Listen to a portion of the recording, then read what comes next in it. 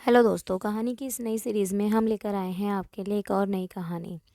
दोस्तों, अगर अभी तक आपने हमारा चैनल सब्सक्राइब नहीं किया है तो प्लीज़ सब्सक्राइब कर लीजिए। हेलो दोस्तों, मेरा नाम रागनी है। मैं पंजाब में रहती हूँ। हमारी फैमिली में मेरे पापा, मम्मी, मेरा एक चाचा जिनकी अभी जल्दी ही शादी हुई है, मेरा छोटा भाई पंकज जिसकी उम्र 18 साल है और मेरी उम्र 23 साल की है। मैं दिखने में बहुत सुंदर हूँ और फिक्र ऐसा कि कोई भी लड़का मुझे देखकर बिना वो सब काम किए नहीं रह सकता। मैंने अपने चाचा चाची को बहुत बार ये सब काम करते हुए देखा था, पर मैंने कभी भी किसी के साथ वो सब काम नहीं किया। अब मैं कहानी पर आती हूँ। बात कुछ 6 महीने पुरानी है। मैं रोज़ की तरह कॉलेज से आकर अपने कमरे में आराम कर रही थी। मम्मी पापा एक रिश्तेदार के घर गए हुए थे। मैं उस दिन कॉलेज से जल्दी आ गई थी और मेरे भाई को ये बात नहीं पता थी। उसके 12th के बोर्ड के पेपर चल रहे थे। मुझे नहीं पता था कि मम्मी पापा कहाँ गए हैं, तो मैं उनसे उससे पूछने उसके कमरे में गई तो वो बेड पर लेटा पढ़ाई कर रहा था और कमरे का दरवाज़ा खुला था। तो मैं बिना खटखटाए ही अंदर चली गई, पर पंकज मुझे देखते ही डर गया। एकदम से उठकर बैठ कर गया। मैंने पूछा कि मम्मी पापा कहाँ गए हैं, तो उसने डरते हुए जवाब देकर कहा, वो लोग बाहर गए हैं। मैंने उससे पूछा कि क्या बात है, तुम इतना डर क्यों रहे हो? तो उसने कहा, कोई बात नहीं है। बात क्या होगी, बस पेपर की टेंशन है। मैंने कहा, टेंशन मतलब पेपर अच्छा होगा। और फिर मैं उसके कमरे से बाहर आ गई, पर मुझे लग रहा था कि कुछ तो है जो पंकज मुझसे छुपा रहा है। अगले दिन उसका पेपर था, तो वो पेपर देने गया हुआ था और मेरे कॉलेज की छुट्टी थी। मम्मी ने मुझे पंकज का कमरा साफ़ करने को कहा। मैं उसका कमरा साफ़ कर रही थी, तभी मैंने देखा कि उसने अपनी बुक्स बेड पर ही छोड़ दी थी। तो मैंने बुक्स उठाई और अलमारी में रखने लगी। तभी उनमें से एक बुक नीचे गिर गई, तो मैंने देखा और हैरान रह गई।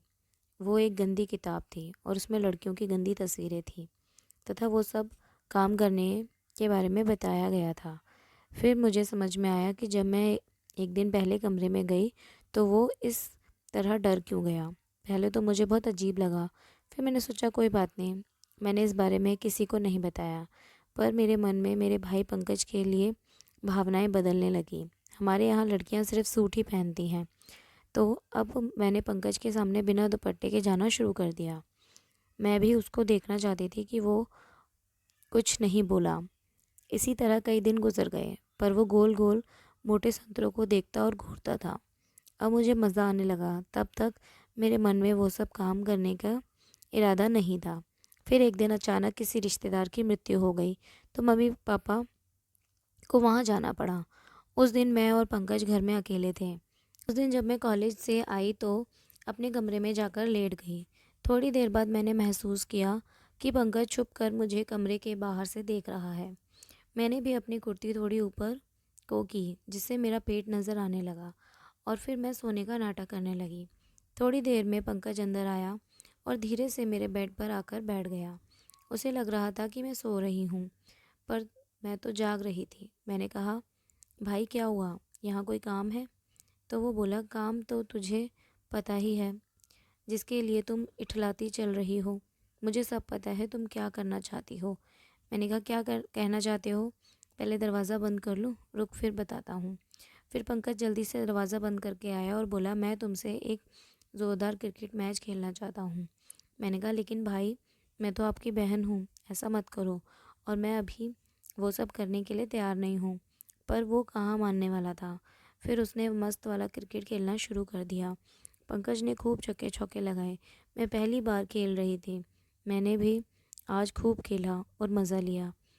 अब मैं हर रोज़ मौका देखकर ऐसे ही अपने भाई के साथ एकदम मस्त वाला क्रिकेट खेलती हूँ।